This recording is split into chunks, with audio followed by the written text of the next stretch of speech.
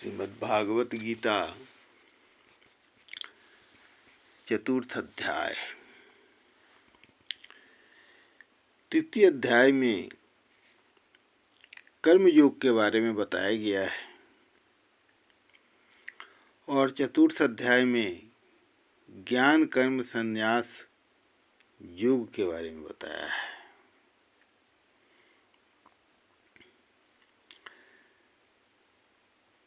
भगवान अर्जुन को समझा रहे हैं, कह रहे हैं कि यह योग जो है आदिकाल है से चला आ रहा है और मैंने ही इस योग को इस पृथ्वी पर चलाया। भगवान कहते हैं कि इमं विवस्वते योगम प्रोक्तवान हम अव्ययम विवन्वान मन्वे वाह प्राह मनु इक्ष्वाकवे अब्रवीत। मैंने इस अविनाशी योग को सूर्य से कहा था और सूर्य इसको अपने पुत्र मनु से कहा और मनु ने अपने पुत्र राजा इक्ष्वाकु से कहा। एवं प्राप्तम इमं राजर्षयो विदुः सकाले नेह महता योगो नष्ट परंतप।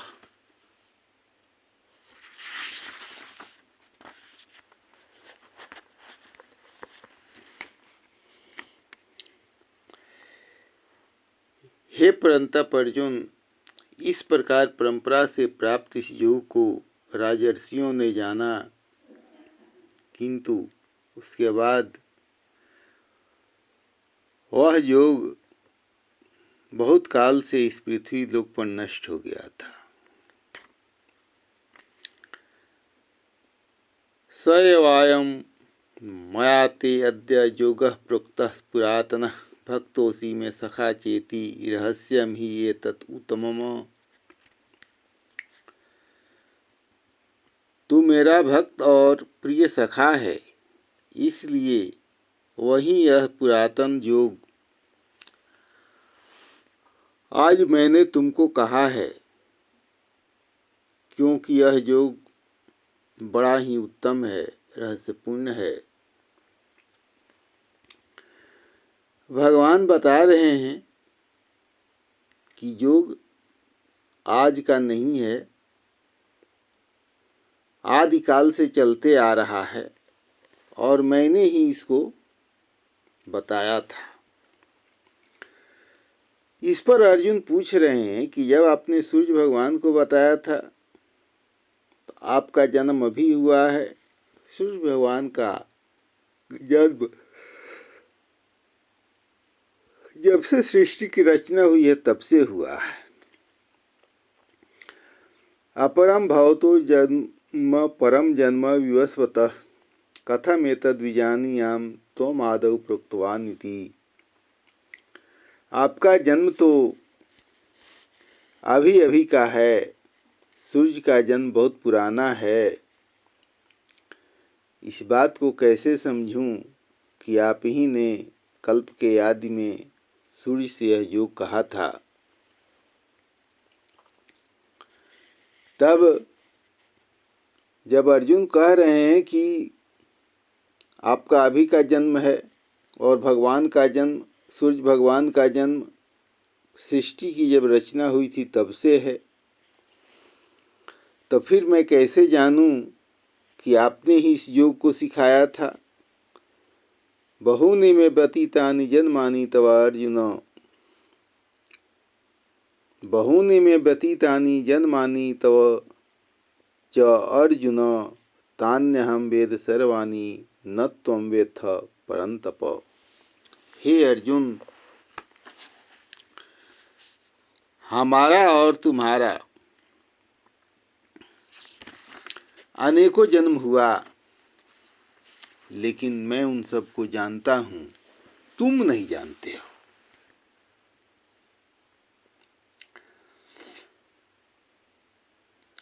भगवान अपने जन्म की अलौकिकता बताते हुए कह रहे हैं, अजोपि संव्यय आत्मा भूतानाम ईश्वरोपि सन प्रकृतिम स्वामधिष्ठाय संभवाम्य आत्ममाया। मैं अजन्मा और अविनाशी स्वरूप होते हुए भी तथा समस्त प्राणियों का ईश्वर होते हुए भी अपनी प्रकृति को अधीन करके अपनी योग माया से प्रकट होता हूँ। मैं अजन्मा हूँ और सभी प्राणियों का ईश्वर हूँ। इसके बाद भी मैं अपनी प्रकृति को स्थिर करके अपने अधीन करके और अपनी योग माया से इस पृथ्वी पर प्रकट होता हूँ। अब फिर भगवान क्यों प्रकट होते हैं इसको बताते हैं। जया जया ही धर्मस्य ग्लानिः भवति भारत अभ्युत्थानम् अधर्मस्य तदा आत्मानं सृजामि अहम्। हे अर्जुन, जब जब धर्म की हानि और अधर्म की वृद्धि होती है तब तब ही मैं अपने रूप को रचता हूँ। कहने का अर्थ है कि जब धर्म पृथ्वी पर विलुप्त होने लगता है तब जब अधर्म की हानि होने लगती है, अधर्म की वृद्धि हो जाती है, धर्म का नाश होने लगता है, तब तब मैं अपने रूप को रचता हूँ यानी जन्म लेता हूँ। परित्राणाय साधूनां विनाशाय च दुष्कृतां धर्म संस्थापनार्थाय संभवामि युगे युगे। साधु पुरुषों का उद्धार करने के लिए, पाप कर्म करने वालों का विनाश करने के लिए और धर्म की अच्छी तरह से स्थापना करने के लिए मैं युग युग में प्रकट हुआ करता हूँ।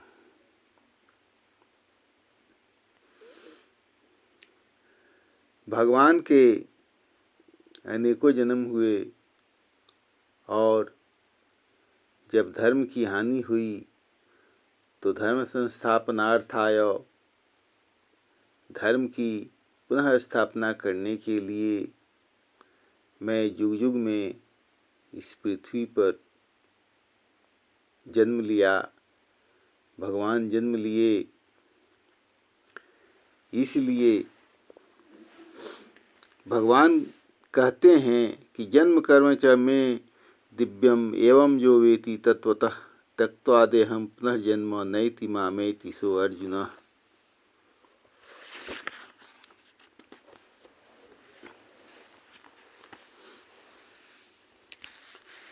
हे अर्जुन, मेरे जन्म और कर्म दिव्य हैं यानी अलौकिक हैं। इस प्रकार जो मनुष्य तत्व से जान लेता है वह शरीर को त्याग कर फिर जन्म को प्राप्त नहीं होता, मुझे ही प्राप्त होता है। भगवान अर्जुन से बता रहे हैं कि मेरे इस अलौकिक शरीर के बारे में जो जान लेता है वह पुनः इस संसार में नहीं आता है, मेरे ही पास रह जाता है, मेरे में ही विलीन होकर के रह जाता है, उसका पुनः जन्म नहीं होता है।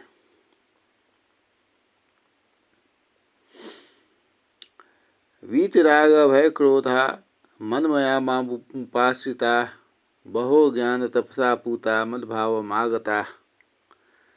अब भगवान बता रहे हैं जो कैसे लोग मेरे पास आए, मेरे समीप सानिध्य को प्राप्त करते हैं, उसको भगवान बता रहे हैं कि वीतराग भय क्रोधा, ऐसा व्यक्ति जिसका राग, भय और क्रोध समाप्त हो गए हैं। यह क्या है? राग। इस संसार में आए हैं तो प्रेम करता है आदमी, किसी न किसी से प्रेम करता है। इस संसार में किसी को पेड़ से आसक्ति है, किसी को जानवर से आसक्ति है, किसी को बच्चे से आसक्ति है, किसी को पत्नी से आसक्ति है। सभी लोगों को किसी न किसी से आसक्ति है। इसी आसक्ति का नाश करना है। किसी को भय है, कोई मृत्यु से भय डरता है। ज़्यादा लोग तो मृत्यु से ही डरते हैं।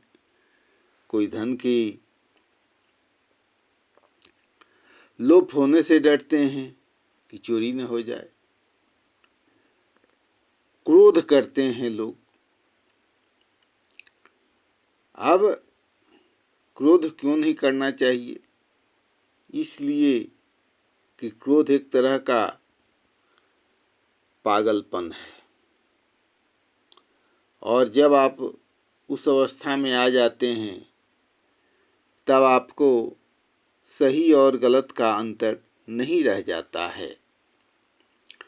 उसके बाद बता रहे हैं कि जो मुझ में अनन्य प्रेम पूर्वक स्थित रहते हैं, माने मेरे सिवाय जिसके मन में इस संसार की कोई वस्तु नहीं है, संसार की कोई बातें नहीं हैं, और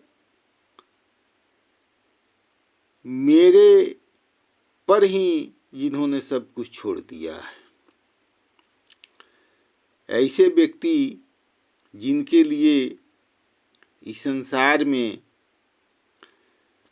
मेरे सिवा कोई और सहारा नहीं है, जिसने मान लिया है कि ये संसार में मेरा सहारा करने वाला, मेरा सहायता करने वाला एकमात्र भगवान है, तो ऐसे व्यक्ति ज्ञान रूपी तप से पवित्र होकर के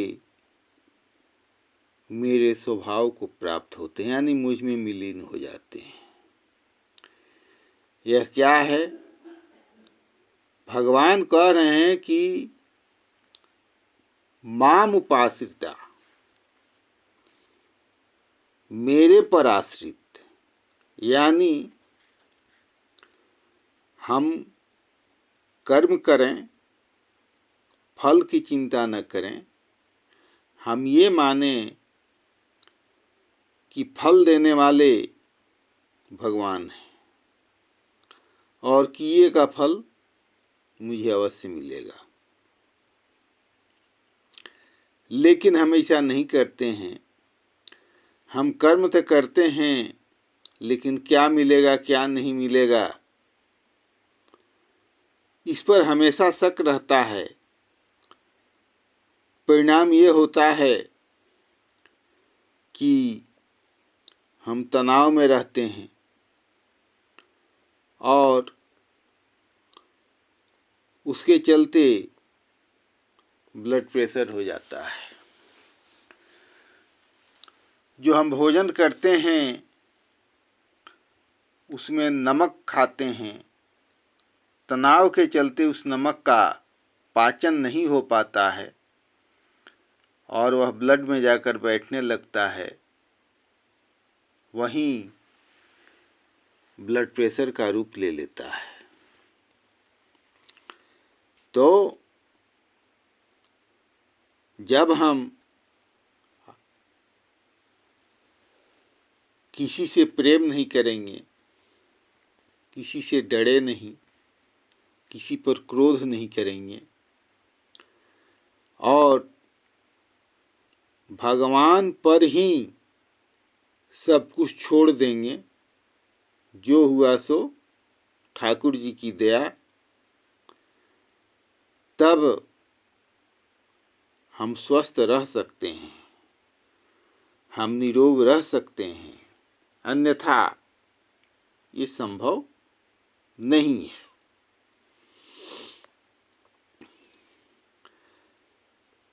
ये यथा माम प्रपद्यन्ते तांस्तथैव भजाम्यहम् म वर्तमान वर्तन्ते मनुष्या पार्थ सर्वशः। भगवान कह रहे हैं कि हे पार्थ, जो मुझको जैसा भजता है उसी को मैं उसी तरह से उसका फल उसको देता हूँ। मेरे ही स्वभाव का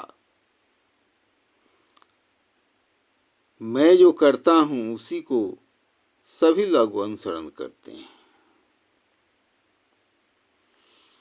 आज जो अनुसरण करते हैं सोई मर्त्यलोक में ही स्वर्ग का सुख प्राप्त करते हैं। आज जो अनुसरण नहीं करते हैं उन्हें कष्ट होता है, वे दुख भोगते हैं।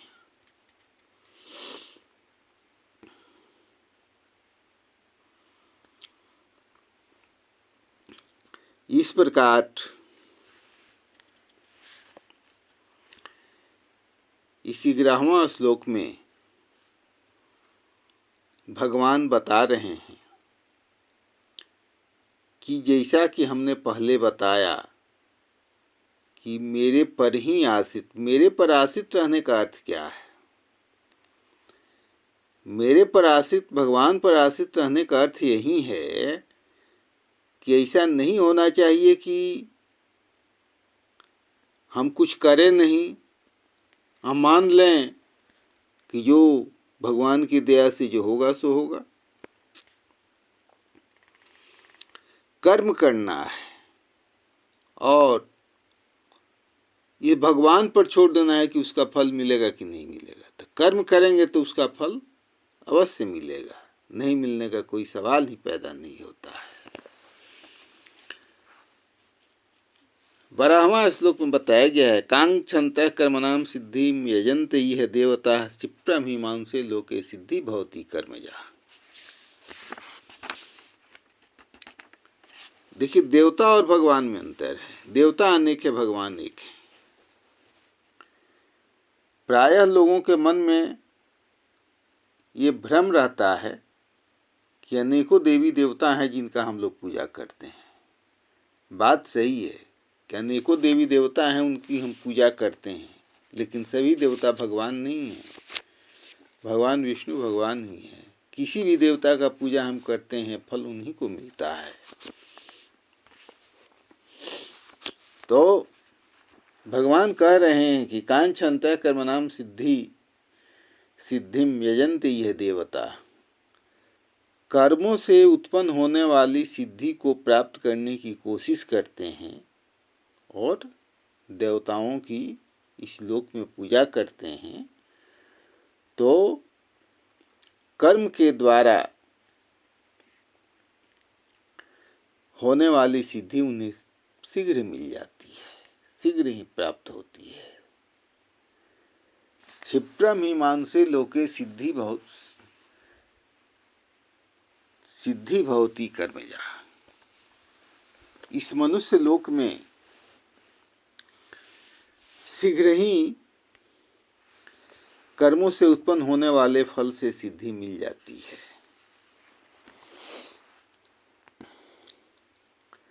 यानी कहने का अर्थ है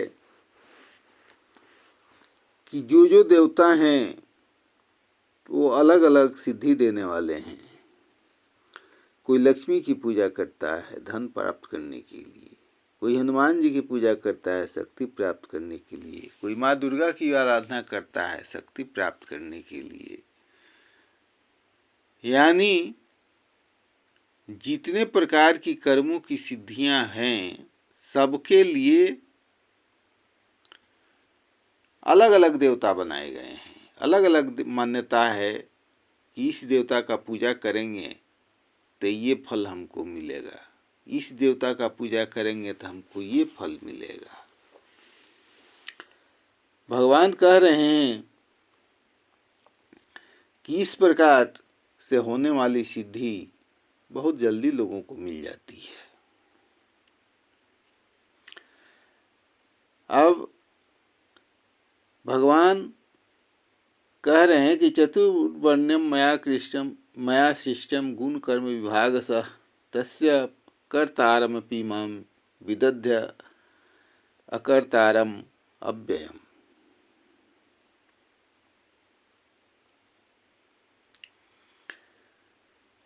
भगवान कह रहे हैं कि चारों वर्णों की सृष्टि मैंने गुण और कर्म के अनुसार किया है। उसका कर्ता होते हुए भी मैं मुझको अकर्ता ही मानो, और मैं अविनाशी हूँ, अव्ययी हूँ। यहाँ पर कह रहे हैं भगवान कि कर्म के आधार पर हमने चार वर्णों में बांट दिया, यानी जब कर्म बदल गया, गुण बदल गया, तो जाति बदल गई। कहने का अर्थ है कि बनिया का घर नौकरी करने वाला व्यक्ति, अपना दुकान चलाने वाला व्यक्ति, किसी प्रकार का सेवा करने वाला व्यक्ति, क्या उसको ब्राह्मण माना जाएगा? जन्म से तो ब्राह्मण है, लेकिन कर्म से वो शूद्र हो गया, वो सेवा कर रहा है। तो जब गुण बदल गया, कर्म बदल गया, तो आपकी जाति भी बदल गई। इसलिए इस अंधविश्वास में नहीं रहना चाहिए कि हमारी जाति क्या है और कैसी होगी। जो आप कर्म करेंगे उसके अनुसार आपकी बुद्धि हो जाएगी और आप उसी जाति में मिल जाइएगा। अनेकों लोग मिले जो कहे कि सोनी लिखते हैं, सोना का कारोबार करते हैं, हम लोग तो ब्राह्मण हैं।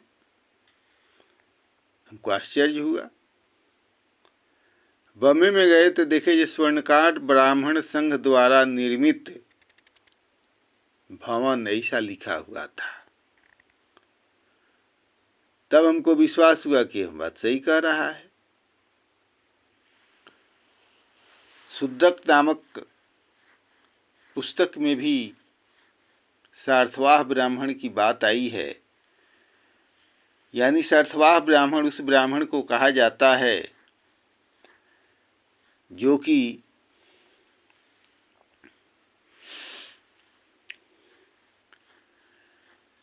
समुद्री व्यापार करता था। यानी एक देश से सामान ले जाकर दूसरे देश में बेचा करता था। उसको सार्थवाह ब्राह्मण कहा गया है। यानी जिस कर्म को ब्राह्मण किया उसी की जाति में उसको मान लिया गया। आज कोई ब्राह्मण जब बनिया नहीं मिलेगा जो कहे कि आज हम लोग ब्राह्मण हैं। उसमें भी कुछ लोग हैं जो अपने को मानते हैं और अपनी परंपरा, अपनी रीति रिवाज सबको बचाए हुए हैं। तो गुण और कर्म के अनुसार ही जाति का निर्माण हुआ है। यह बात हमेशा सोचना चाहिए। भगवान कह रहे हैं कि न माम कर्माणि लिम्पन्ति न मे कर्म फले अस्पृहा इति माम जो अभिजानाति कर्म भी न स बध्यते। कह रहे हैं कर्मों के फल में मेरी इच्छा नहीं है और न मुझे कर्म लिप्त करते हैं, यानी आकर्षित करते हैं। जो मुझे तत्व से जान लेता है वह भी कर्मों से नहीं बंधता। इसका अर्थ क्या हुआ? मैं कर्म करता हूँ, न माम कर्माणि लिम्पन्ति, उस कर्म में मेरी आसक्ति नहीं है। न मे कर्म फले स्पृहा, और न मुझे कर्म के फल में आसक्ति है। न उस कर्म से आसक्ति है, न उस कर्म के फल से आसक्ति है। इस प्रकार जो जान लेता है, चूंकि मनुष्य को भगवान कृष्ण का बताए हुए पथ का ही अनुसरण करना चाहिए, तो इस प्रकार जो जान लेता है वह कर्मों से नहीं बंधता है।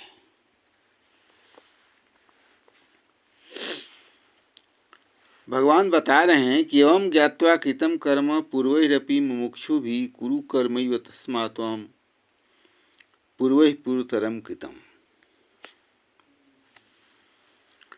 पूर्व काल के जो ज्ञानी लोग थे,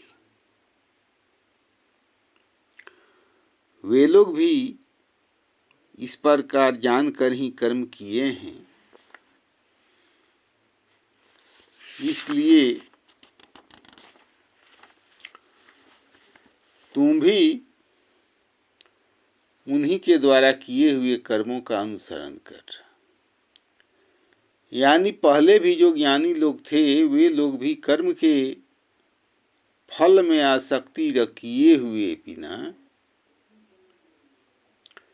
कर्म करते रहे और उनको सिद्धि मिली। कहने का अर्थ है कि जब हम आसक्ति का जब तक नाश नहीं करते हैं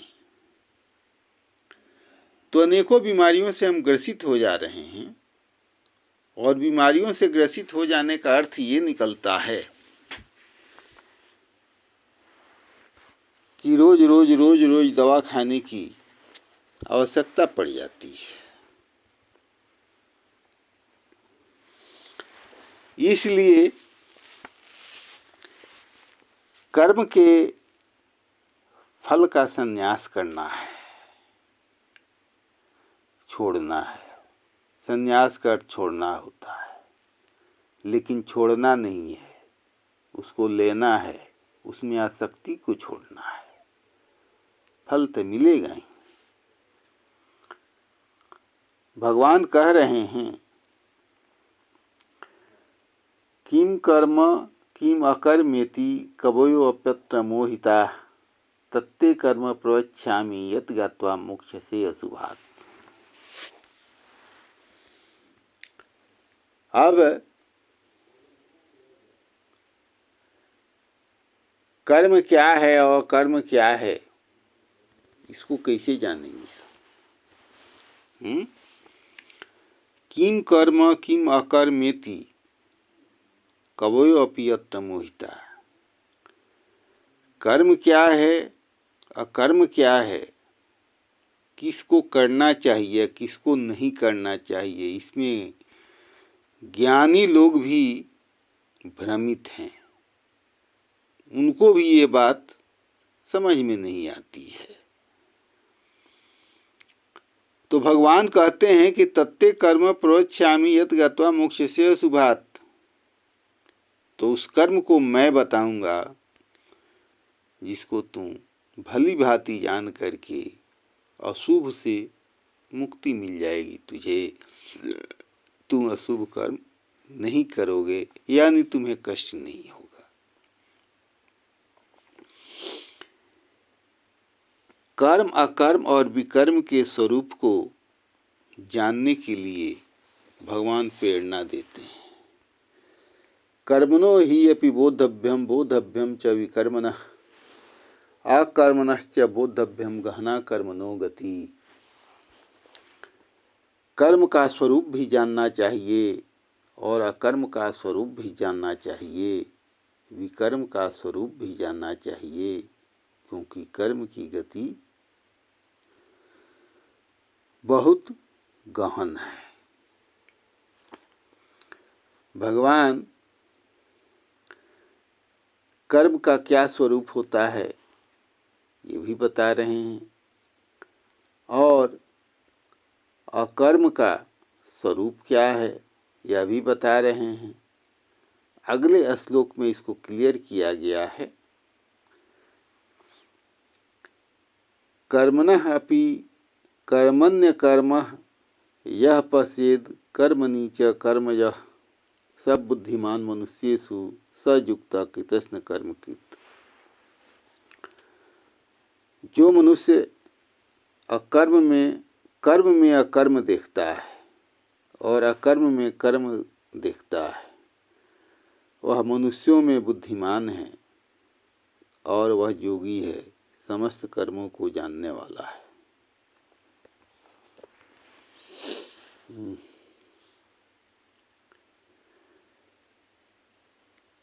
कर्म में अकर्म में देखना, यानी कर्म में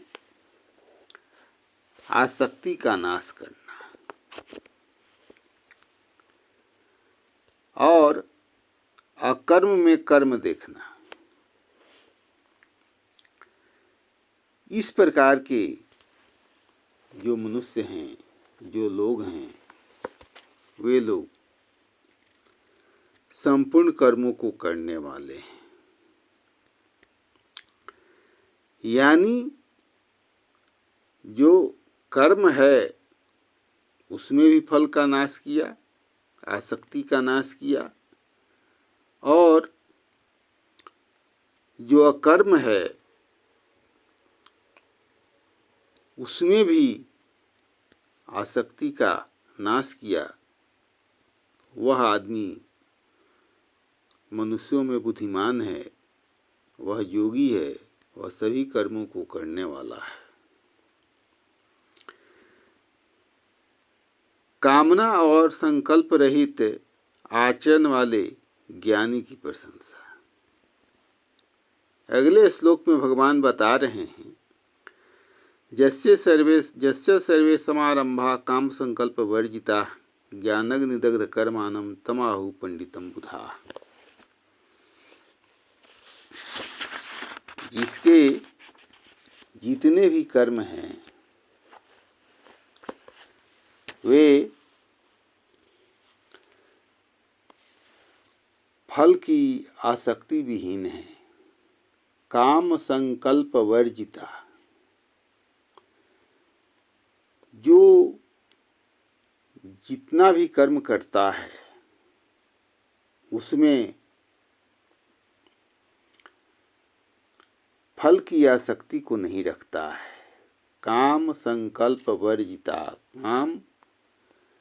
कामना और उसके संकल्प से वर्जित होते हैं, यानी बिना किसी प्रकार की इच्छा, बिना किसी प्रकार का यह संकल्प कि मैं यह करूँगा और मुझको इसका फल मिलेगा, ऐसा व्यक्ति ज्ञान रूपी अग्नि से जला हुआ, यानी ज्ञान रूपी अग्नि के द्वारा जिसने अपने इच्छाओं का नाश कर दिया है, वैसा व्यक्ति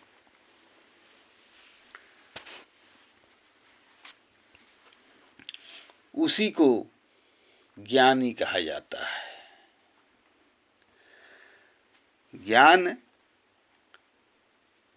ज्ञान अग्नि संदिग्धा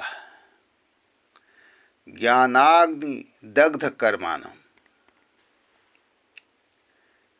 जिसके कर्म ज्ञान रूपी अग्नि के द्वारा भस्म हो गए हैं,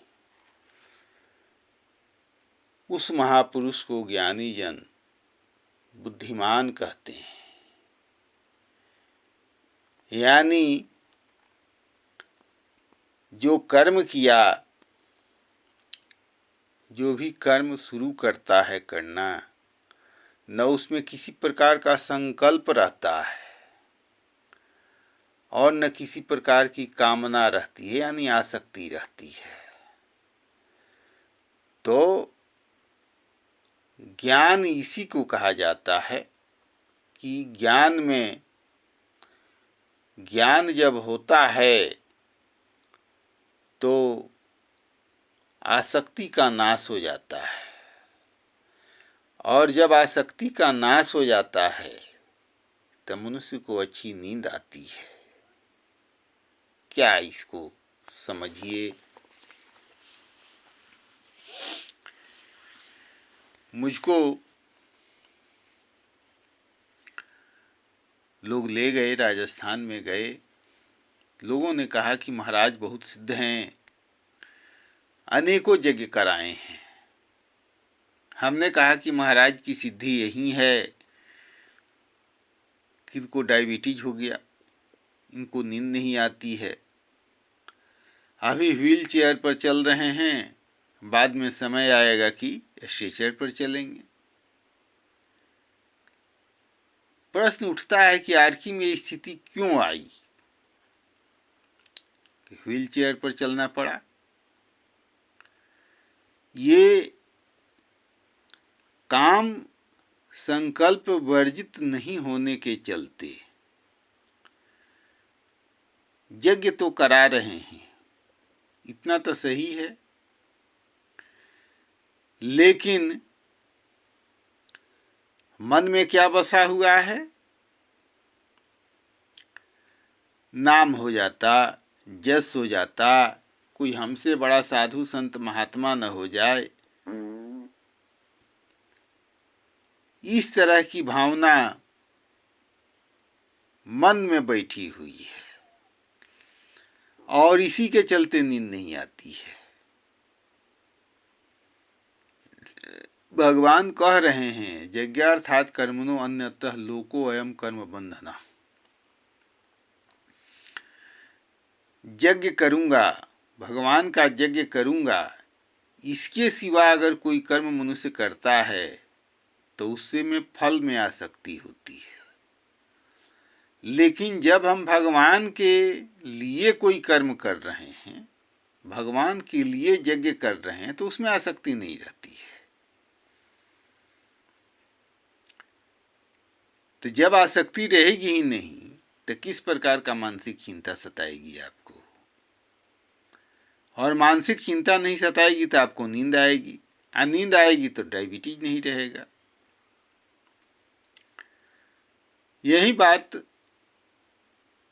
हिमाचल प्रदेश में लोगों ने कहा कि चलिए चलिए देखिए, महात्मा जी बहुत सिद्ध हैं। हमने कहा कि चलिए देखते हैं। लोगों ने कहा कि देखा महात्मा जी को? हमने कहा यहाँ देख लिया, महात्मा जी का डायबिटीज बढ़ा हुआ है। तो लोग कहे नहीं नहीं, ये तो बहुत सिद्ध हैं। हम कहे हाँ बहुत सिद्ध है, सिद्धि के ही तो चलते डायबिटीज बढ़ा हुआ है। तो लोगों ने कहा जी कैसे आप जान गए कि डायबिटीज बढ़ा हुआ है? हमने कहा कि जा करके देखो, महाराज जी के 2 चेले महाराज जी का पैर दबा रहे हैं, यही है महाराज जी की सिद्धि। तब लोग स्वीकार किए। तो कहने का अर्थ है कि काम संकल्प वर्जित होना पड़ेगा। ये जो ज्ञान कर्म संन्यास है, इसमें यही बात बताई गई है कि जब तक हम कामना और फल की आसक्ति से रहित नहीं होंगे, तब तक हमको सुख मिलने वाला नहीं है। हम दुख ही भोगते रहेंगे, चाहे हम यज्ञ करा लें, चाहे हम तीर्थ यात्रा कर लें, चाहे हम दान कर लें, उससे कोई अंतर पड़ने वाला नहीं है। अगले श्लोक में भगवान कहते हैं, त्यक्त्वा कर्म फला संगम नित्यतः निराश्रयः कर्मणि अभिप्रवृत्तः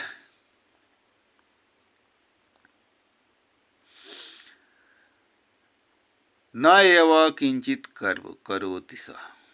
त्यक्त्वा कर्मफला संगम नित्यत्व निराश्रयः कर्मणि अभिप्रवृत्तोपि नैव किंचित करोति सः। जिसने कर्म के फल में आसक्ति का नाश कर दिया है और हमेशा संतुष्ट रहता है, निराश्रित रहता है, वह कर्म करता हुआ भी कुछ नहीं करता है। कर्मणि अभी प्रवृत्तः अपि, कर्म करता हुआ भी न किंचित करोति स, कुछ भी नहीं करता है। सोचने वाली बात है कि कर्म करता है लेकिन करते हुए भी कुछ नहीं करता है।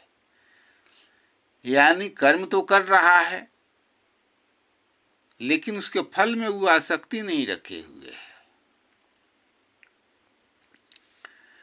तो जब कर्म के फल में आसक्ति नहीं रखे हुए है तो उसको किसी प्रकार की चिंता नहीं है। चिंता क्या, फल की चिंता होती है। तो उसने तो कर्म के फल की आसक्ति का नाश पहले ही कर दिया है। कर्म फल आसंगम अनित्य तिप्तो निराश्रय। तो जब कर्म के फल में आसक्ति का नाश कर दिया तो वह नित्य तृप्त हो जाता है, हमेशा संतुष्ट रहता है, उसकी बुद्धि स्थिर रहती है।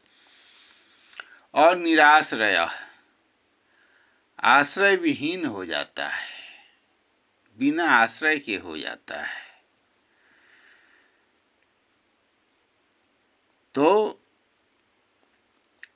वह क्या होता है, कर्मणि अभी प्रवृत्तः अपि, कर्म को करता हुआ भी न किंचित करोति स, वह कुछ भी नहीं करता है। इसलिए कुछ भी नहीं करता है, इसका अर्थ है कि जो कर्म कर रहा है उससे उसकी आसक्ति खत्म हो चुकी है। वह मान चुका है कि जो भगवान की श्रद्धा है, जो भगवान की भक्ति है, वही मुझको मिलेगी। जो प्रभु की इच्छा होगी वही मिलेगी। हमने तो जो कर्म करना है सो हम कर रहे हैं। मानसिक शांति का आधार यही है, नहीं तो कष्ट भोगना है। निराश्रयत् चित्तात्मा त्यक्त कर्म सर्व परिग्रह शारीरम केवलम कर्म कुर्वन् न आपनोति किल्बिषम्। कह रहे हैं कि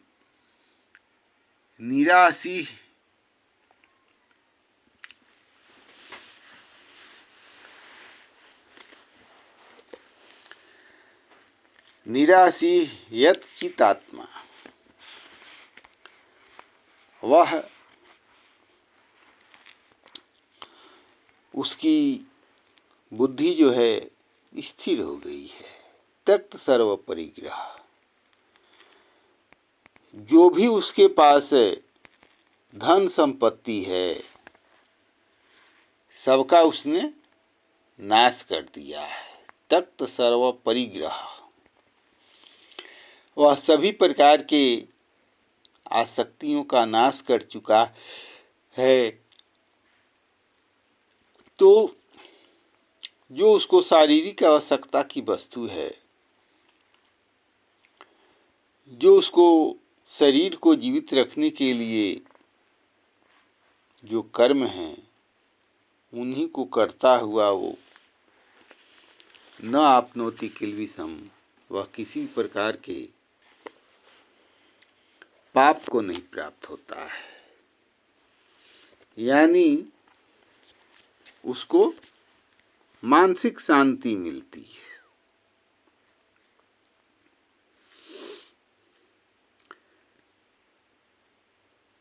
फिर भगवान बता रहे हैं कि निष्काम कर्म योग के साधक के लक्षण और कर्मों से न बंधने का कथन।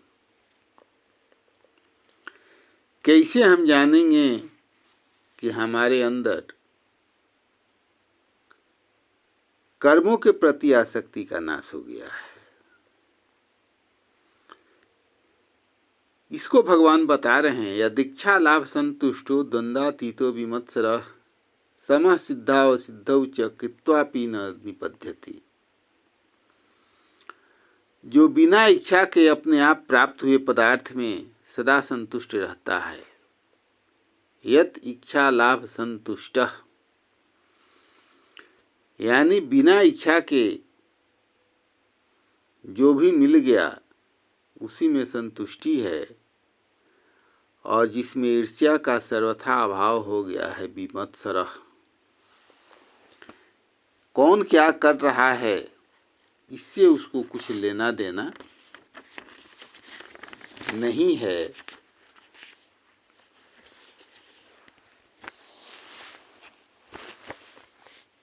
द्वंद्वातीतः, जो हर्ष शोक आदि द्वंद्वों से सर्वथा अतीत हो गया है।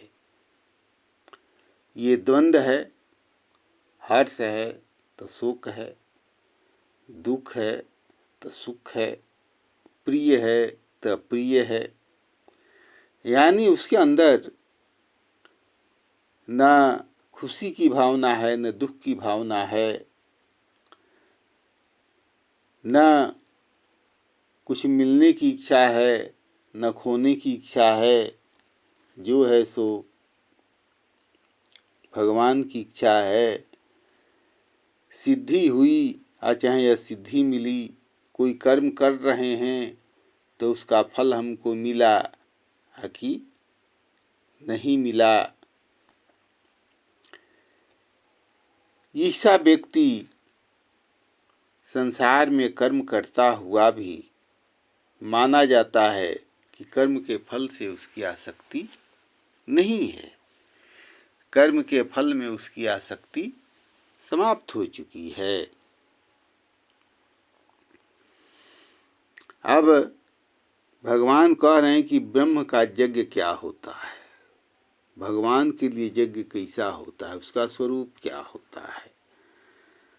ब्रह्मार्पणम ब्रह्म हविः ब्रह्माग्नौ ब्रह्मणाहुतम ब्रह्मैव तेन गंतव्यम ब्रह्म कर्म समाधिना। जिस यज्ञ में अर्पण यानी जो हवन किया जाता है वह भी ब्रह्म है, और जो पदार्थ हवन करने योग्य है वह भी ब्रह्म है, और जो हवन कर रहा है वह भी ब्रह्म है, और जो अग्नि है जिसमें हवन किया जा रहा है वह भी ब्रह्म है।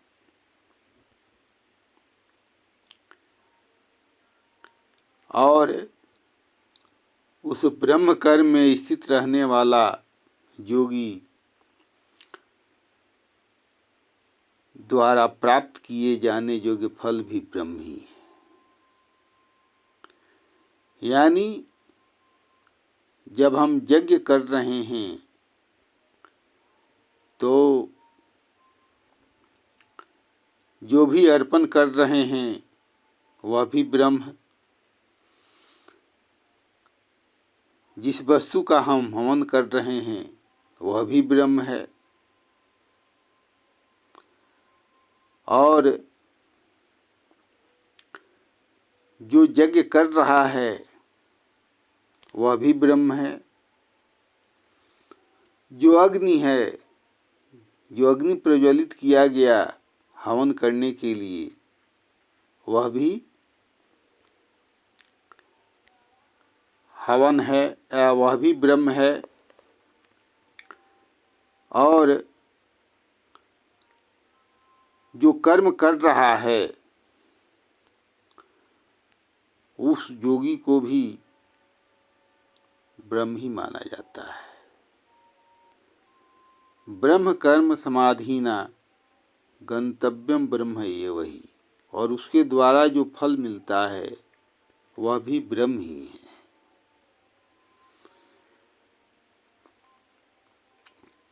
दैवमेवा परे यज्ञम योगिनः पर्युपासते ब्रह्मज्ञाव परे यज्ञम यज्ञे नयोपजुह्वति।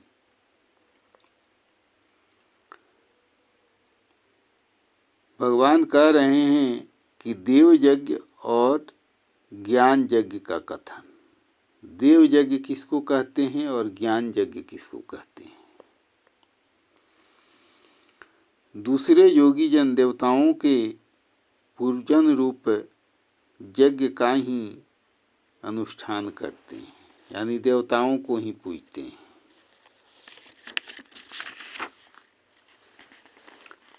और कुछ योगी जन हैं जो पर ब्रह्म परमात्मा रूप अग्नि में यज्ञ के द्वारा ही आत्म रूप यज्ञ का हवन किया करते हैं। यज्ञेन एव यज्ञम उपजुह्वति, हवन कर दिया करते हैं। यानी जो कुछ भी है हम उसको हवन कर देते हैं। कहने का अर्थ है कि जो भी हम कर्म कर रहे हैं उसमें हम आसक्ति का नाश कर देते हैं। हम जो भी कर्म करते हैं मान लेते हैं जो भगवान का लिए हमने यज्ञ किया है। अब इंद्रिय रूप यज्ञ और विषय ज्ञान रूप यज्ञ। श्रोत्रादीनिन्द्रियाण्यान्ये संयम अग्नि सुजुह्वति, शब्दादीन विषयान्ये इंद्रिय अग्नि सुजुह्वति।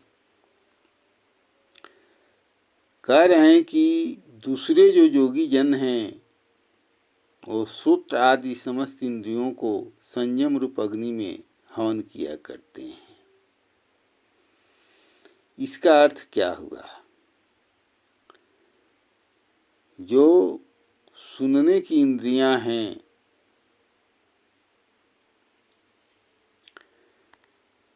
देख करके सुन करके जो हम अनुभव करते हैं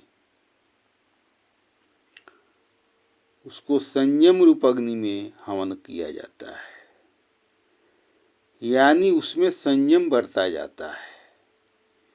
मन में ये भावना नहीं आनी चाहिए कि हम ये संगीत सुने, हम इस गीत को सुने, हम दूसरे की बुराई सुने। हमारे अंदर ये भावना नहीं आनी चाहिए। इसी को कहा गया है कि जितने भी सुनने वाली इंद्रियां हैं, ये देखने वाली इंद्रियां हैं, सबको संयम रूपी अग्नि में उसको हवन कर दिया जाता है, यानी उससे आसक्ति हटा ली जाती है। हवन करना माने अग्नि को अर्पित कर देना। अग्नि को अर्पित किया जाता है तो खत्म हो जाता है। दूसरे योगी लोग जो हैं शब्द आदि समस्त विषयों को इंद्रिय रूप अग्नि में हवन करते हैं। क्या होता है? शब्द जिसको हम सुनते हैं, ऐसे शब्द को ब्रह्म कहा जाता है। तो ये चंचल हैं इंद्रियां। ये जो इंद्रियां हैं इनमें संयम बरता जाता है। संयम अग्नि सुजुह्वति,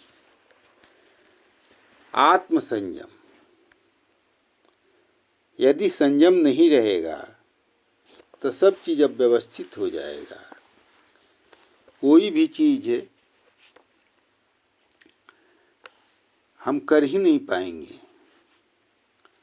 इसलिए संयम जरूरी है। तो जो हम शब्द रूपी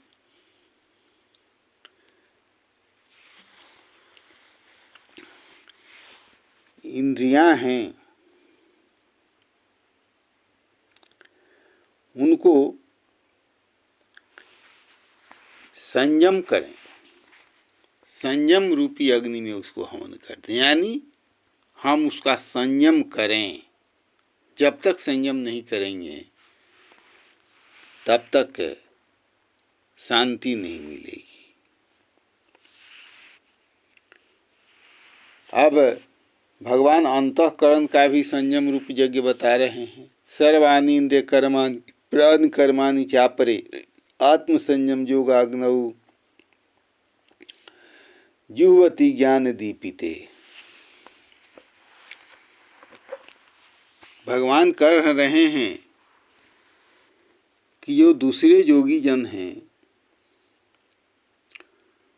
वे लोग इंद्रियों की संपूर्ण क्रियाओं को और प्राणों की समस्त क्रियाओं को ज्ञान से प्रकाशित आत्म संयम योग रूप अग्नि में हवन किया करते हैं।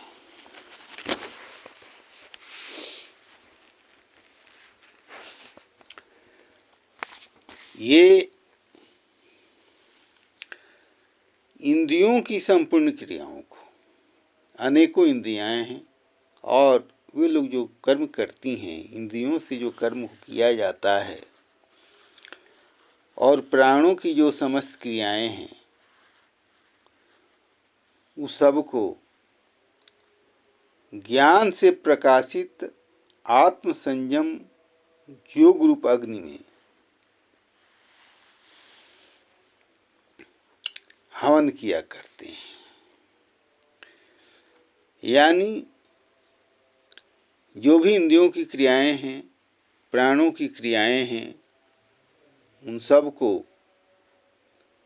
ज्ञान से प्रकाशित जब ज्ञान हो गया तो उसको आत्म संयम में मन को संयम रख करके उस सब का नाश कर दिया जाता है। अब द्रव्य यज्ञ, तप यज्ञ, योग यज्ञ, स्वाध्याय यज्ञ, ज्ञान यज्ञ, यज्ञ के बारे में भगवान बता रहे हैं। यज्ञ लोग करते हैं तो यज्ञ कैसा कैसा होता है। द्रव्य यज्ञ, तपो यज्ञ, योग यज्ञ तथा परे स्वाध्याय ज्ञान यज्ञश्च यतः संसित व्रता।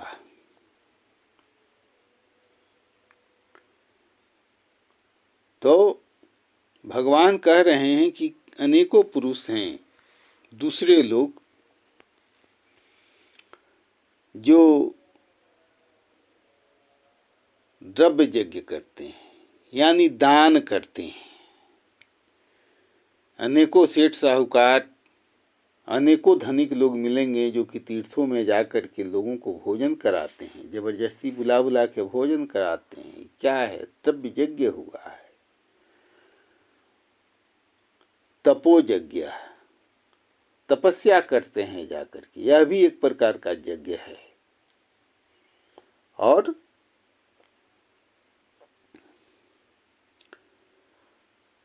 कुछ लोग हैं जो कि योग यज्ञ करते हैं। यह योग क्या है? तो संसार से मन को हटाना। जैसे ही यह मन संसार से हट जाता है वैसे ही शांति मिलती है। इसी को योग यज्ञ कहा जाता है। और संसित व्रता,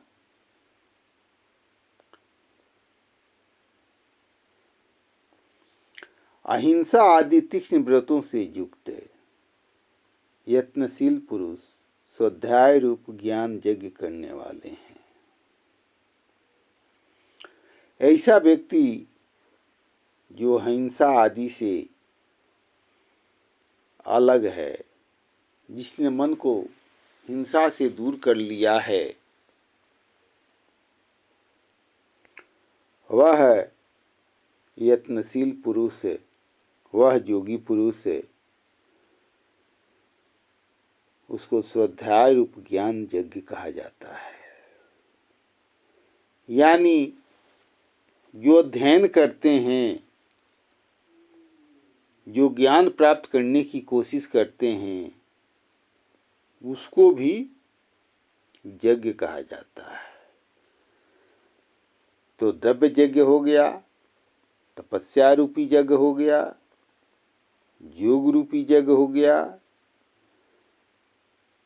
अहिंसा आदि तीक्ष्ण व्रतों से युक्त यज्ञ हो गया और स्वाध्याय ज्ञान हो गया। इस प्रकार से ये यज्ञ के रूप बताए गए हैं। यज्ञ रूप से चतुर्विध प्राणायाम का कथन और सब प्रकार के यज्ञ करने वालों की प्रशंसा। किसी भी प्रकार का यज्ञ करते हैं तो आपको प्रशंसा ही किया जाता है।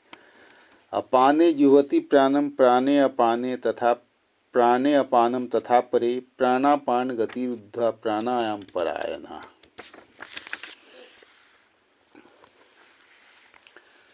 अपरे नियताहारा प्राणान प्राणेषु जुह्वति सर्वप्येते जगविदो जगछपित कल्मषाः। कह रहे हैं कि दूसरे लोग हैं अपान वायु में प्राण वायु को हवन करते हैं, प्राण वायु में अपान वायु को करते हैं।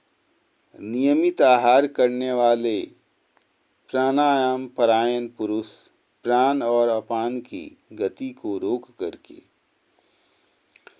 प्राणों को प्राणों में ही हवन किया करते हैं। वे सभी साधक यज्ञों द्वारा पापों का नाश कर देने वाले और यज्ञों को जानने वाले हैं। क्या है कि अपान वायु को प्राण वायु में, प्राण वायु को अपान वायु में और नियमित आहार करने वाले। यहाँ सोचने वाली बात है। कभी अधिक खा लिए, कभी कम खा लिए, ये कष्ट का कारण बनता है। आहार आपका नियमित होना चाहिए। जितनी मात्रा में आप खाते हैं प्रतिदिन, हमेशा उतना ही खाना चाहिए। यही नियत आहार क्या है? नियत आहार भी योग है। प्राणायाम परायण पुरुष प्राण और अपान की गति को रोककर प्राणों को प्राणों में ही हवन करते हैं। तो जो प्राणायाम करने वाले लोग हैं वो प्राण और अपान की वायु को रोक देते हैं और प्राणों को प्राणों में ही हवन करते हैं। इस प्रकार सभी लोग पापों को नाश कर देने वाले और यज्ञों को जानने वाले हैं। यज्ञ करना ही सब कुछ नहीं है, यज्ञ को समझना भी है। यज्ञ शिष्टा अमृत भुजो जानते ब्रह्म सनातनम नायम लोकः अस्ति अयज्ञस्य कुतो अन्य कुरुसत्तमः। कुरुसत्तमः, हे अर्जुन, अब यज्ञ से बचे हुए अमृत रूप का अनुभव करने वाले योगी जन सनातन पर ब्रह्म परमात्मा को प्राप्त होते हैं। आज यज्ञ न करने वाले पुरुष के लिए तो यह मनुष्य लोक भी नहीं है और फिर परलोक कैसे होगा। यानी भगवान कह रहे हैं कि इस प्रकार के जो यज्ञ करते हैं और उनको जो मानसिक शांति मिलती है वह एक प्रकार का अमृत का ही अनुभव है। और वे लोग सनातन परब्रह्म परमात्मा को प्राप्त होते हैं। लेकिन जो यज्ञ किसी प्रकार का यज्ञ जो नहीं करता है उसके लिए तो यह लोक भी दुखदाई होता है। तो फिर अगले जन्म का क्या होगा उसका। भगवान के कहने का अर्थ है कि यज्ञ जो किया जाता है और उससे जो आसक्ति का नाश किया जाता है यही अमृत का अनुभव है और उसको शांति मिलती है। लेकिन जो यज्ञ नहीं करने वाला है, जो किसी भी प्रकार का यज्ञ नहीं करता है, उसके लिए यह लोक भी कष्टदायक है, अगला लोक कैसा होगा।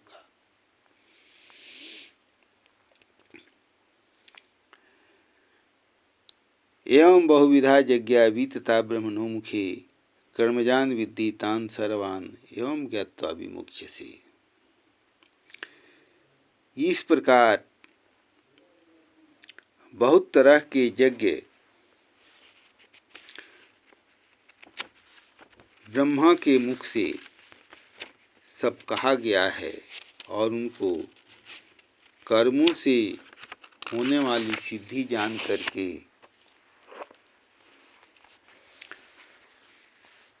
वेद की वाणी में विस्तार से कहे गए हैं। उन सबको तुम मन, इंद्रिय और संसार की क्रिया द्वारा संपन्न होने वाले जान।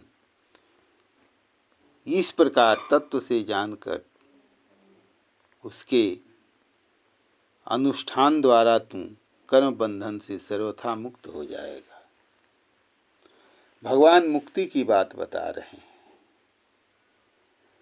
इस संसारिक माया से मुक्ति कैसे होगी?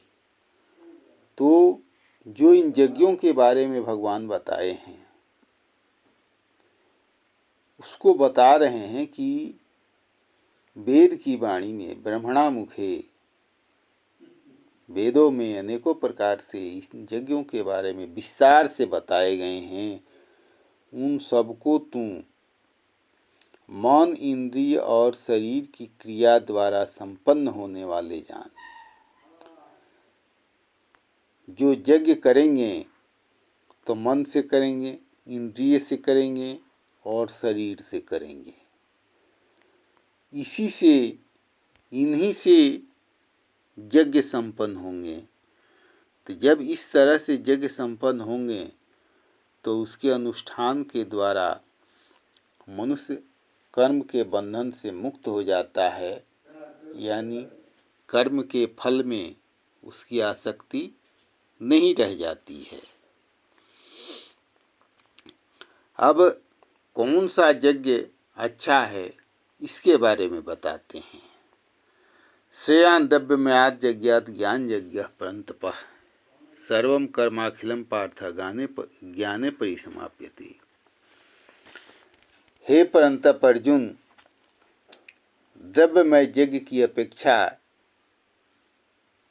ज्ञान यज्ञ श्रेष्ठ है। संसार में जितने कर्म हैं सब ज्ञान में ही समाप्त हो जाते हैं। यानी जो भी हम कर्म करते हैं, जब ज्ञान हो जाता है तो उस कर्म के फल में हमारी आसक्ति समाप्त हो जाती है, आसक्ति नहीं रह जाती है। भगवान कह रहे हैं कि हे अर्जुन, जो हम द्रव्य का दान करते हैं उससे ज्यादा दान ज्ञान का अच्छा माना गया है।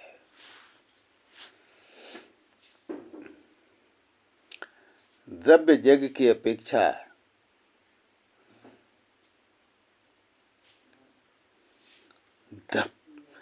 द्रव्य हम दान करें, द्रव्य दान का जो यज्ञ है उससे अच्छा ज्ञान यज्ञ श्रेष्ठ है।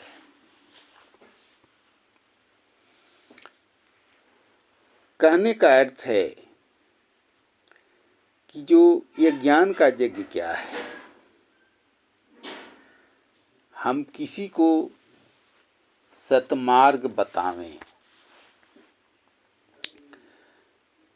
किसी को हम रास्ता बतावें, अच्छी रास्ता बतावें,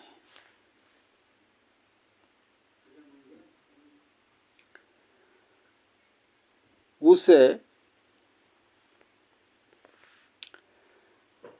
रास्ते पर जब आदमी चलेगा, अब संसार में अनेकों कर्म हैं जिसको मनुष्य करता है।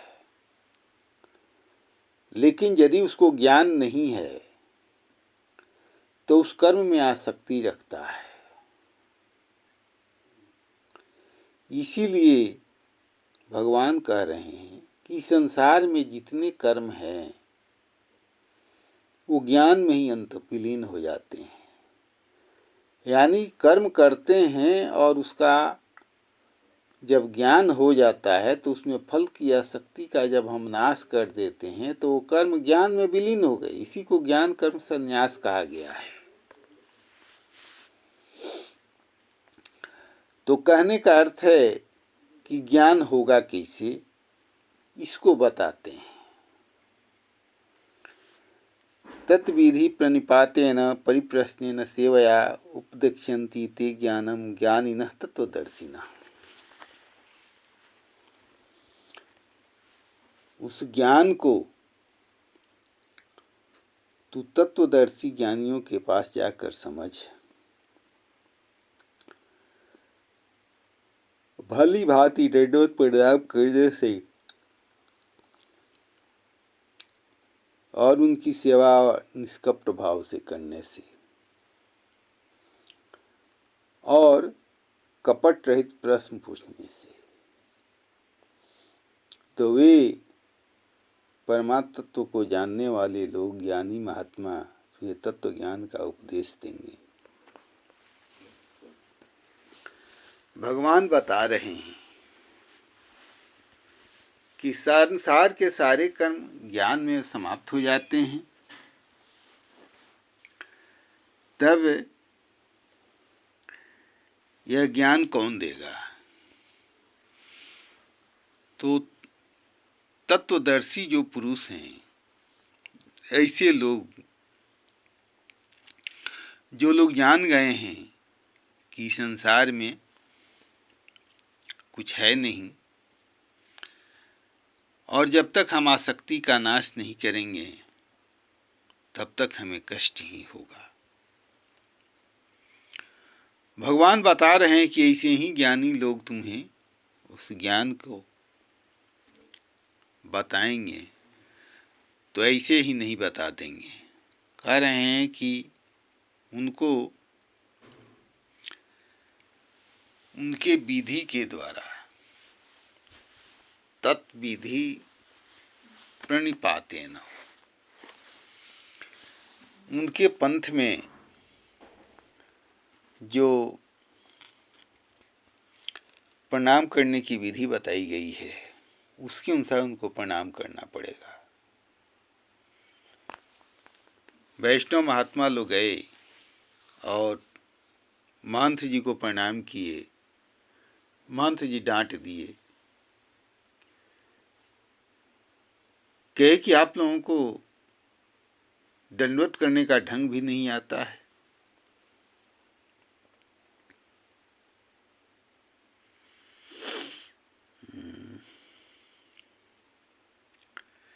कहने का अर्थ है कि जिस पंथ के महात्मा के पास आप जा रहे हैं उसके पंथ के अनुसार कैसे प्रणाम करने को बताया गया है वैसे आपको करना है। अगर नहीं कीजिएगा तो वे क्रोधित हो जाएंगे। इसीलिए कहा गया है कि तत्विधि प्रणिपातेन सेवया, और सेवा करके उनकी सेवा भी करनी पड़ेगी। या परिप्रश्नेन, और इस तरह से प्रश्न पूछना है ताकि अगले के मन में किसी प्रकार की आसक्ति नहीं हो। यदि आसक्ति हो जाएगी तो नहीं बताएगा, क्रोधित हो सकता है।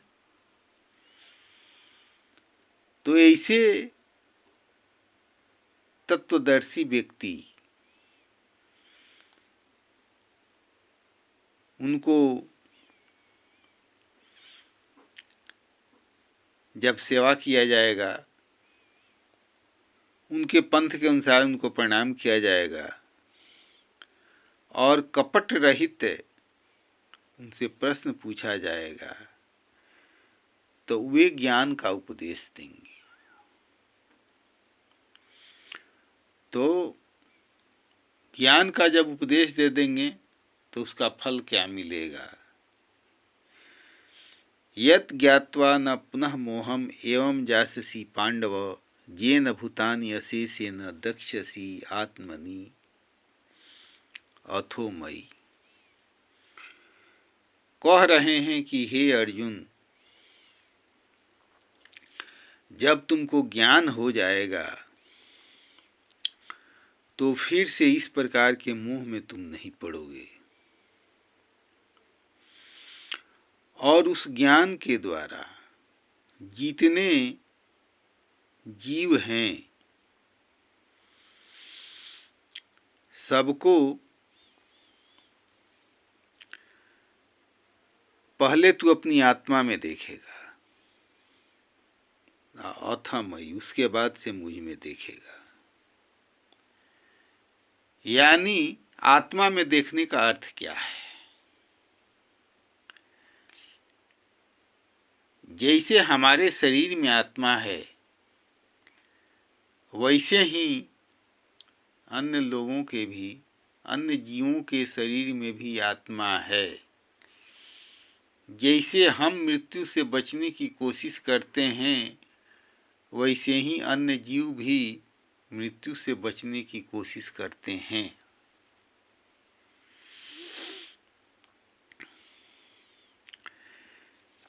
इसलिए जैसे हमारे अंदर आत्मा है वैसी ही आत्मा अन्य लोगों में भी है। तो जैसे हम हैं वैसे ही अन्य लोगों की भी आत्मा है, उनके अंदर भी जीव है। यही अपने मन में देखना होगा और उसके बाद से ईश्वर अंश जीव अविनाशी, यह जो जीव है संसार का अंश है, इस रूप में उसको देखना, इसी को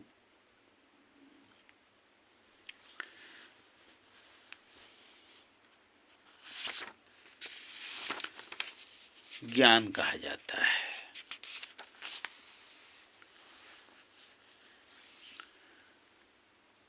ज्ञान रूप नौका द्वारा अतिशय पापी का उद्धार। तो ये ज्ञान होगा तो सभी लोगों का उद्धार होगा। अपि चेदसि पापेभ्यः सर्वेभ्यः पापकृतम् सर्वं ज्ञान प्लवेनैव वृजिनं सन्तरिष्यसि। यदि तुम सभी पापियों से भी बड़ा पापी करने वाला है तो भी ज्ञान हो जाएगा। ज्ञान रूपी नौका से द्वारा इस संसार से पाप समुद्र से तुम तर जाएगा, पार कर जाएगा। यानी ये मत सोचो कि मैं बहुत बड़ा पापी हूं। तू सबसे बड़ा पापी भी है। यदि तुम मानते हो कि हमने बहुत बड़ा पाप किया है और पाप करने वाला हूं, तो भी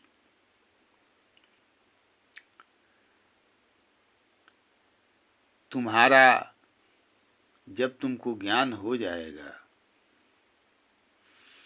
तो इस संसार के पाप से, संसार के पाप से ज्ञान रूपी नौका द्वारा तुम इस संसार को पार कर जाओगे।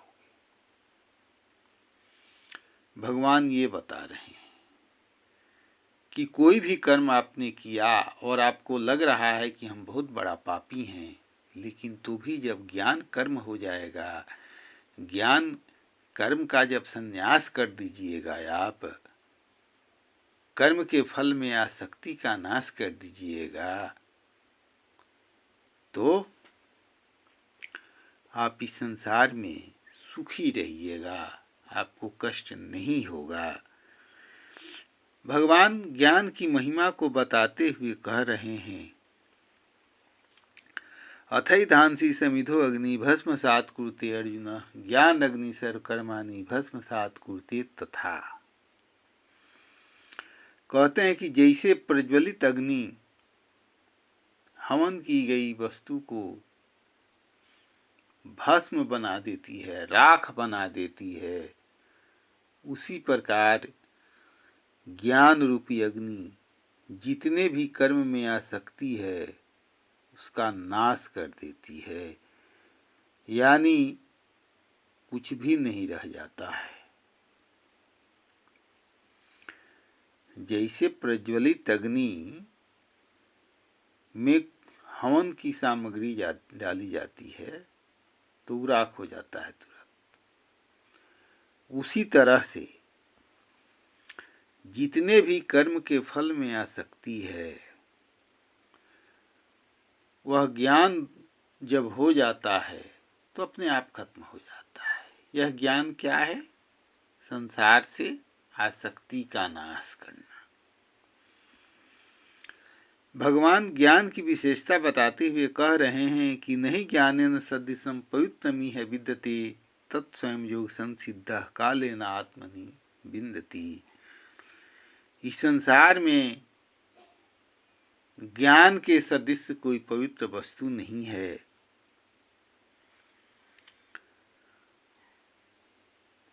कितने ही काल से कर्मयोग के द्वारा शुद्धांतःकरण हुआ मनुष्य अपने आप आत्मा में पा लेता है। जब ज्ञान हो जाता है, ज्ञान सबसे बड़ी बात है, क्योंकि इसी का संन्यास करना, ज्ञान कर्म संन्यास, यानी ज्ञान होगा तो कर्म का हम संन्यास करेंगे, कर्म के फल से आसक्ति का नाश करेंगे। तो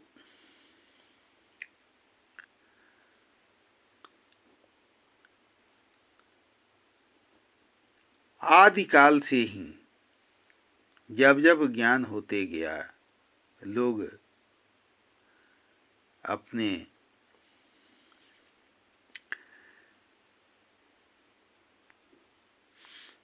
आप ही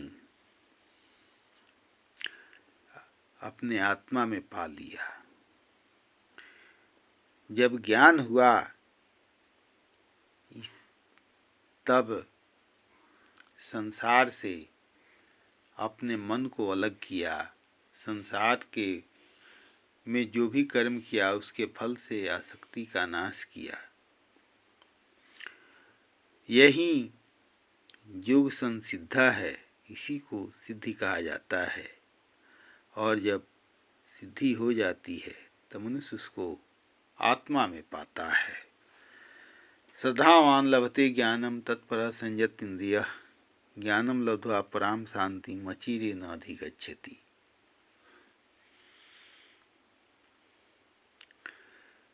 जिसके अंदर श्रद्धा होती है उसको ज्ञान मिलता है। फिर भगवान कहते हैं कि ऐसे ही श्रद्धा से ही नहीं होता है, तत्परः संयत इंद्रियः, ज्ञान प्राप्त करने के लिए तत्पर होना पड़ता है और इंद्रियां बस में होनी चाहिए। तत्परः संयत इंद्रियः, तत्पर होना चाहिए और इंद्रियां बस में होनी चाहिए। तो जब ज्ञान हो जाता है तो ज्ञानम लब्ध्वा पराम शांतिम अचिरेण अधिगच्छति, ज्ञान को प्राप्त करके सर्वोच्च शांति शीघ्र ही मिल जाती है।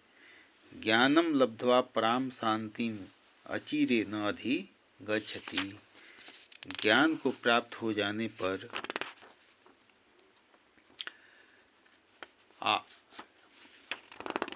शीघ्र ही शांति मिलती है, यानी मन एकाग्र हो जाता है।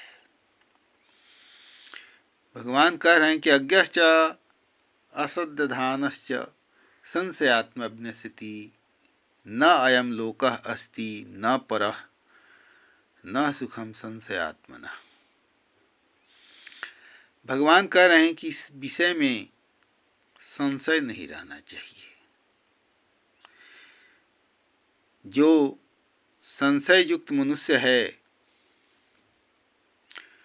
वह भ्रष्ट हो जाता है, और संशय युक्त मनुष्य के लिए न यह लोक है और न परलोक है और न सुखी है।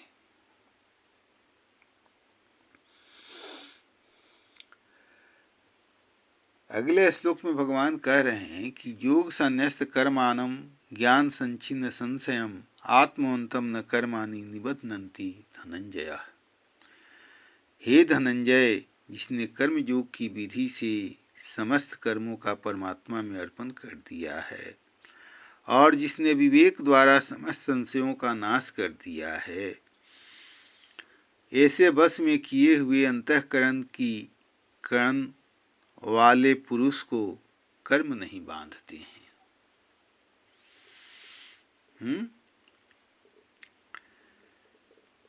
कर्म फल की योग संन्यस्त कर्मानम, जिसने योग द्वारा सभी कर्मों के फलों की आसक्ति का नाश कर दिया है, छोड़ दिया है, संन्यस्त संन्यास कर दिया है, कर्म के फल को छोड़ दिया है और ज्ञान रूपी तलवार के द्वारा सभी संशयों को काट दिया है। यानी इसके अंदर ज्ञान इतना प्रबल हो गया है कि किसी भी प्रकार का संशय उसके मन में नहीं है। आत्मवंतम, बस में किए हुए अंतःकरण वाले पुरुष, जिसके मन में ये जो मन है उसका बस में किया हुआ है, बस में रहता है। कर्माणि न निबध्नन्ति, कर्म के जो फल हैं वे बांधते नहीं हैं। वह तो कर्म के फल का संन्यास कर चुका है, वह कर्म के फल का संन्यास कर चुका है। तस्माद् ज्ञान संभूतम हितस्थम ज्ञानासीनात्मनः चित्वैवं संशयं योगम मा तिष्ठोतिष्ठ भारत। इसलिए हे भरतवंशी अर्जुन, तू हृदय में स्थित इस ज्ञान रहित अपने संशय का ज्ञान रूपी तलवार द्वारा छेदन करके और समस्त समत्व रूप कर्म योग में स्थित हो जा और उठ खड़ा होइए। कह रहे हैं भगवान कि हे अर्जुन, तुम्हारे मन में, तुम्हारे हृदय में जो ज्ञान रूपी संशय है, उस संशय को तू पहले नष्ट करो और ज्ञान रूपी तलवार के द्वारा उस संशय को काटो और उसके बाद से तो युद्ध के लिए तैयार हो जा, यानी कर्म करो। इस संसार से कर्म में जो आसक्ति है उसको खत्म करने के लिए ये ज्ञान है जो कर्म के फल का संन्यास कराने वाला है। इसीलिए इस पाठ का नाम ज्ञान कर्म संन्यास योग, ऐसा योग जिसके द्वारा मनुष्य कर्म के फल का संन्यास करता है, यानी कर्म के फल को मनुष्य छोड़ देता है। इस तरह से गीता जी का यह चौथा पाठ पूर्ण रूप से समाप्त हुआ और अगला पाठ पांचवा अध्याय में बताया गया है कि पांचवा अध्याय में